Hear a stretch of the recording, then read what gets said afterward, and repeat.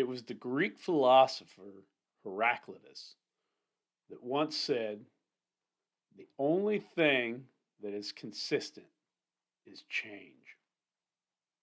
Now, our industry has seen a lot of change in the recent months, as well as a lot of other industries, and frankly, the entire world. I'm sure that many of you had to make a lot of changes yourself last year. And some probably had to make changes to their changes as you adapted and adjusted to the new business environment. But as you're making those changes, it's critical to know what's going on around you in the industry. So, on this show, I connected with one of the leading news outlets for our industry, whose core purpose is to keep us informed and up to date. As together, we are building the future. This is the Building the Future podcast. I am your host, the Lumberjack, Brett Thorne. On this show, we explore topics including construction, building materials, real estate, remodeling, the housing market, industry news, new products and trends, technology, government, everything you need for building the future. Welcome back to the Building the Future podcast. I am your host, Brett Thorne. And a few weeks ago, I had the opportunity and the privilege to be on a dealer summit for the Pro Dealer Online Seminar. And I was with a group of other dealers, and there was one individual that got branded with the chore of moderating our motley crew. And I decided that I felt bad enough for this individual that I was going to have to repay the favor and get him on my show. So with me today, as the editor-in-chief of HBS Dealer, Mr. Ken Clark. Welcome to the show. Thank you very much, Brett. As I told you in our rehearsal, that's very kind of you. I'm a little disappointed in your choice of a guest today, but I admire what you do in the podcast. I'm a big fan. I've listened to some of them, and I'm going to listen to the rest of them when the opportunity presents itself. I want you guys to know out there in the listener world, I did not pay him to say any of that. He said all that on his own. Well, Ken, let's go ahead and get you acclimated with the listeners. Why don't you tell us a little bit about yourself and how you got into the role you're in? Well, thank you. I'll try to keep it quick. It's a simple story. It's not that exciting. I studied journalism in college back in a time when every city in the country of the United States had 3 or 4 newspapers to provide jobs for these journalism students coming out of college. Obviously, those times have changed.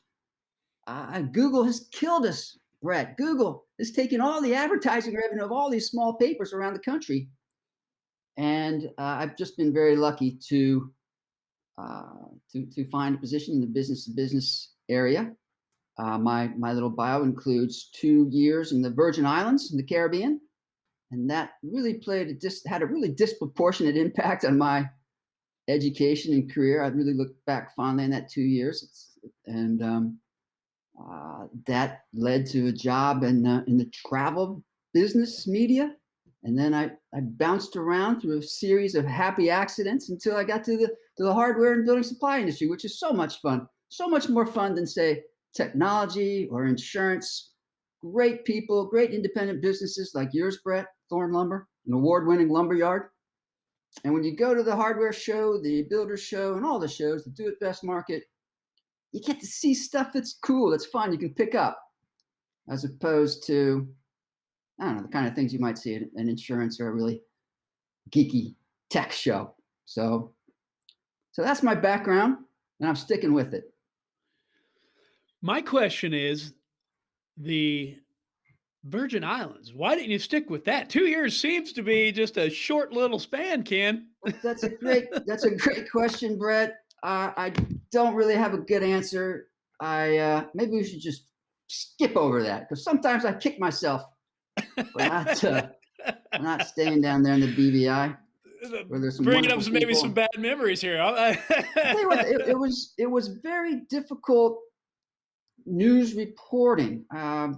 People didn't want to say anything in the media, and my job was to get people to tell me things.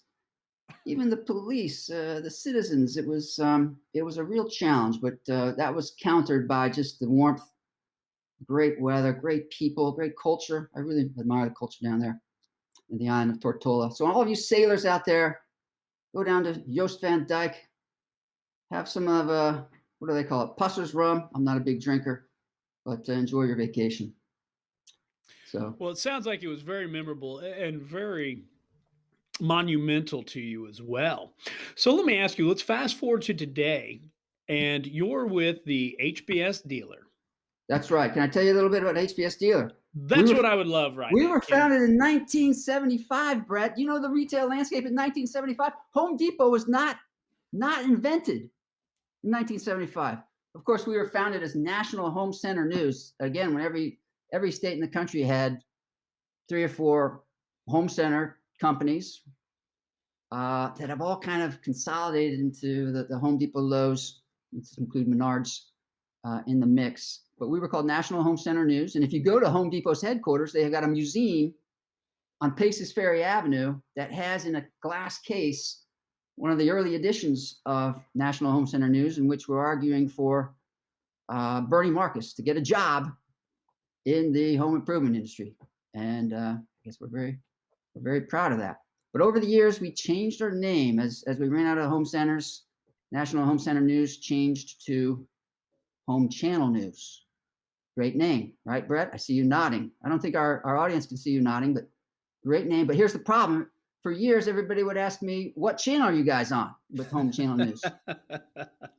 So we took the plunge and went to hardware and building supply dealer, describing exactly who our target audience is. That's HBS Dealer in a nutshell. Onward and upward. Like you, Brett, the pandemic has kind of pushed us to try all kinds of fun digital projects. We've done a lot of webinars. We went from 0 to 60 on webinars really quickly. They're very popular. Right? The comments that people get who watch them are really special. I appreciate those folks, and I'm sure you feel the same way, Brett. When people Absolutely. I saw the Building the Future podcast. We're trying videos. We're trying events. We've got a couple big events coming up. We're hoping to get back with our top women in hardware and building supply industry event in Chicago. That's planned for November 10th. And we're putting a lot of effort into that because, like you said, it's a people business. And I think there's a real pent-up demand for events, networking. And that's an area that people can really get an emotional connection with. So we're excited about that. So you said hardware and building supply dealers. Can you give us a little more depth on who your target market is? Give us a little more definition to that. Yeah, that's a tough question. I remember when I first came over to Home Channel News, it was called Home Channel News, and one of our marketing guys had this chart. It was the home improvement paradigm. At one end, the paradigm is something that it gradually changes, but you don't know where it changes. You don't know where it changed. You don't know where at one end was Walmart. They sell home improvement stuff. And then it gradually goes to home centers and then independent lumber yards at the end. It's a big family.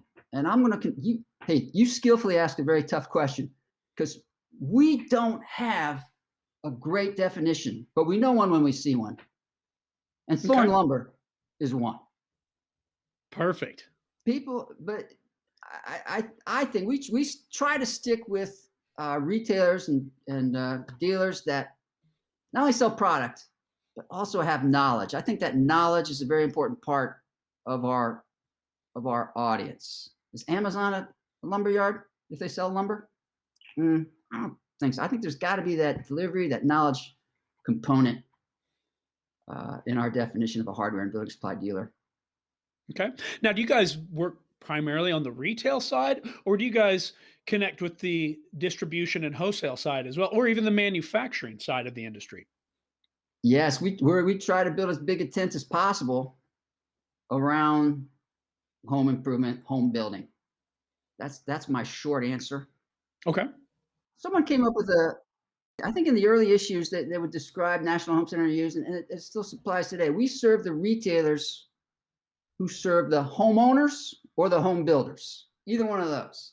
You're the home do-it-yourselfer or you're a home builder, and that too has problems as a real definition. But they kind of guide us as we make our decisions about our news.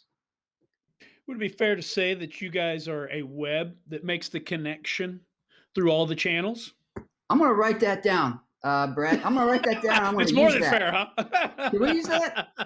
Yeah, go right ahead. Man, I feel like I'm talking too much about myself. I'm usually on the other end, Brett. No, no, Uh, no. That's why you're on this. were you You're in the hot seat today, Ken. I you were told you just it's my being kind turn. to me to invite me here.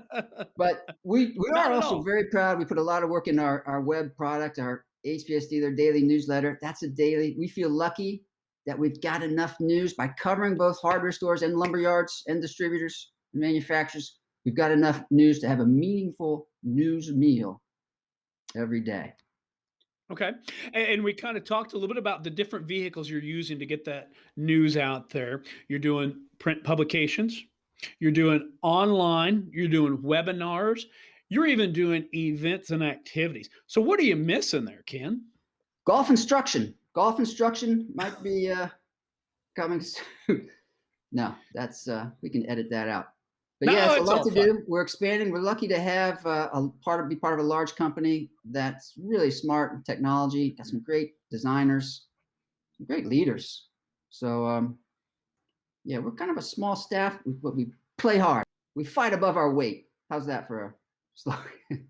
There you go. And I like that you brought up technology because that is where I want to go next. Let's talk about our industry and technology. Some might even consider that prior to this pandemic a bit of an oxymoron, but I believe that that is now becoming a little more common in our industry. What are you seeing from your side, Ken? Well, like you at the Pro Dealer Industry Summit, we had several speakers talk about kind of the need for technology and efficiency to come into our industry. And of course, we saw the photos of the job site that had 2x4s strewn everywhere and things hanging down, and it's an ugly mess. And that was juxtaposed with a picture of a clean, efficient, digitally controlled offsite manufacturing facility. And they really, really make a strong case for that kind of technology to enter the building space. But here's the thing. We've been hearing that. We've been hearing that a long time. I think the first Pro Dealer Summit, we heard something about that. And there are some offsite construction, Builders First Source doing a great job with kind of incrementally improving that kind of offsite package that they deliver to the. But as for kind of a radical change in technology, it's not a given that it's going to happen. Can I give you an example, Brett? I'd love one. If you were to type me an email after this and say, "Thanks, Ken. I wish you'd done a better job in this podcast, but it was fun to have you anyway," you would be using the QWERTY keyboard. It's known as the QWERTY. Mm-hmm. That keyboard was designed to slow down the typers back when Typewriters, and they had typewriters the were fingers to invented. keep them from getting Yeah, intertangled. I remember. I know the this. young Yeah. kids, you're going to have to explain this to the young kids, young fans, Brett. But the old typewriters so they designed a keyboard that was terrible for the job, but it's stuck. The point is, sometimes by through no fault of our own, just the system evolves, it gets entrenched, and it stays with us. Um, I'm not sure if that's going to be the case with kind of all the high tech building companies that are out there. But I certainly think they've got a tough job to kind of change that entrenched distribution channel, very complicated distribution channel that we have. So That's my thought on that kind of technology. Sure. Well, okay. So technology in the field, obviously, and you're right. That is something that's been a key topic for a long time now. You've heard of a lot of people using offsite construction. I mean, that's nothing new. It's just maybe not as applicable as people think it should be. What about, are there other areas of the industry that have adapted to technology? And I will say this, and I've said it many times on my show. I think our industry did a good job with this pandemic adopting some of the technology, especially on the communication side. What do you guys see from the, obviously communication is a big thing for you guys as a news outlet. How are you seeing Yeah. technology being adapted? Well, yeah, they're certainly getting better. I think some of those applications, as far as delivery, photography, I think all the forward-thinking lumberyards have some type of system where they don't have to get they can send a picture of a delivered product, and they can keep track of their drivers. All that is fantastic, and it's just going to be standard if it's not already standard. But as for communications, I remember we put out a project called the Top 300. What do we call it? The Top 300 scoreboard, listing the sales of the top 300 retailers and lumberyards. And I remember when I first started in 2006, 2007, we had a column for every one of the top 300. Does this company have a website? And if it did, we would put a Y. If it did not, we would put an N. And we thought that was interesting information to deliver to our readers. Of course, if you don't have a website now, you're not just not on the list. But so that's been kind of an amazing thing to see. Companies like yours that are using podcasts, that's I think growing in importance. It used to be something that just only the big guys did with their, of course, they could afford the studios and sound rooms. Um, yeah, you have to be commended for kind of pushing that, carrying the flag of the independent into the podcast realm. But we do see a lot of things like that. Well, good. And, that's one of the things. I think our industry has always been looked upon as technologically challenged. And I think we are challenging that theory. And I think we're doing a good job at it. I'm not saying that we're out there on the tip of the spear by any means, but we've made a lot of progress. And I think we're going to continue to do that. I think a lot of companies are seeing the benefits of it. Um, Seeing how much it has improved efficiencies and accuracies. And I think it's something that, unlike the the QWRTY keyboard, I think it's something that's here to stay. Yeah, that's one of my favorite questions to ask people, especially when they're on the technology side, is does the industry deserve its reputation for being technology challenged? And I think part of it's a myth, but I think when you look physically at a lumberyard, it really hasn't changed that much physically over the years. You still need a lot of space, you got a lot of shelves, a lot of different buildings over 12 acres or whatever. But what you don't see is the kind of the communications and the systems. And there's some great companies and really smart people out there. I didn't mean to disparage the technology uh, folks out there earlier when I talked about the trade shows. I was trying to make the point that the physical stuff is more fun for me than the system talk. Sure. When you look at other industries, technology's played a big role, and especially online sales. Do you see that as something that our industry is going to adapt to, or is going to morph to in the future? Or how do you see that impacting the building materials industry? That's a really tough question. Let's Two for two for see. me, Ken. That's on the spot. Well, it's going to have some impact on the way we communicate and make orders and track orders and all that. Another kind of interesting result of kind of our movement online as a society is the connection between the buyer and the seller. Again, I think it's a people business. I think a lot of great lumberyards have really good salesmen with great contacts with over that they've developed over 30, 40 years that they've been dealing with, speaking with in person. And now it's possible to get a quote via an impersonal email. And I think there's a lot of like veteran salespeople who would much rather be face to face. So it's going to be a challenge changing the technology that way, as maybe the younger buyers come in and they don't want to talk to the salesman. They don't want to go on the Caribbean trip. They just want to get the lowest price possible. They're going to shop around.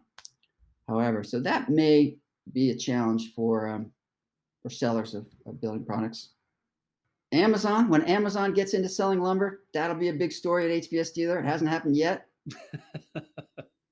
I think we're insulated. I think we've always felt that we're insulated from those kinds of giant digital companies from coming in and trying to take away our business, just because they require so much space. Margins aren't great. But if and when that does happen, we'll have the headline. What do you think, Brad? Are you buying and selling online at Thorn? No. Buying some, yes. Right. We use some of the different programs that some of the manufacturers have and some of the wholesalers have, some of the software that they allow us to do our own quotes, whether it be for, your pole barn style buildings, even your door and your window manufacturers where you can go on and produce your own quote and estimates and things like that. I compare it to the ATM at a bank, the automated teller machine. There was a lot of people that were worried about that. I can remember older generations when that came about, and I'd have to look and don't quote me on this, but I'm guessing 20 years ago, the ATM came about. But I remember there was people that were really worried and upset about that because they were afraid they weren't going to be able to go into the bank and make a transaction in person. They were going to have to use this machine, and nobody wants to have to figure out this machine. But yet that hasn't really made that big of a change. ATMs are out there. People use them. They use them a lot. They use online banking a lot, but yet the bank still offers those traditional services they always have. Right. But yeah, I think you are seeing, for efficiency and accuracy purposes, and let's face it, we're in an economy. We live in a world that wants instant results, and in order to do that, you're going to have to provide some of those online services where people can access the information right then and there, and they can get it. Now, they've got questions like any other industry. You're going to have to place a phone call. You're going to have to send an email and wait for a response. But a lot of the general upfront information, you can find that online. Excellent. I think it's important for me to state that my opinions do not reflect those of HBS Dealer, or if they do, it's an accident. No, just joking. These are opinions. These are opinions. Our audience is an intelligent, sophisticated. They know that we don't have to still have caveats like that. No, of course not. So, and I do want to be respectful of your time, Ken. I know you've got a hard stop coming up, but if people maybe aren't familiar with HBS Dealer and want to find out more, what's the best way for them to do that? Thanks, Brad. Well, hbsdealer.com is a great introduction on our website. You can see that we update the news every day. We've got a great team. Andy Carlo, our LBM editor. You've probably spoken with him in the past. We've got some great reps, Amy Grant and Greg Cole, who led John Kenlon. It's a wonderful team, and that to me is the most rewarding part of HBS Dealers, just working with the people that we have, and of course, the great people in the industry. So hbsdealer.com, there's a lot of fun stuff on there, events, news, videos, profiles. Maybe we'll even have a link to this podcast, and you'll get tens of additional listeners to join your fan base. And Ken, before I let you sneak away, do you have any closing thoughts for the listeners? Well, yes, it's been a great pleasure. I was in 2006. I was traded from Chain Store Age magazine, which was founded in 1925, to hardware and building supply dealer, and it's really been a lot of fun since then. And just great people. They've been very nice to me. And if you're out there watching, if you're out there listening, you know who you are. I want to say thank you very much. Ken and I want to thank you for taking time and all the information you've shared with us today. This is the Building the Future podcast. Thank you for listening. Please subscribe. Please like and share. You can find out more at our website, www.buildingthefuturepodcast.com. Together we are building the future.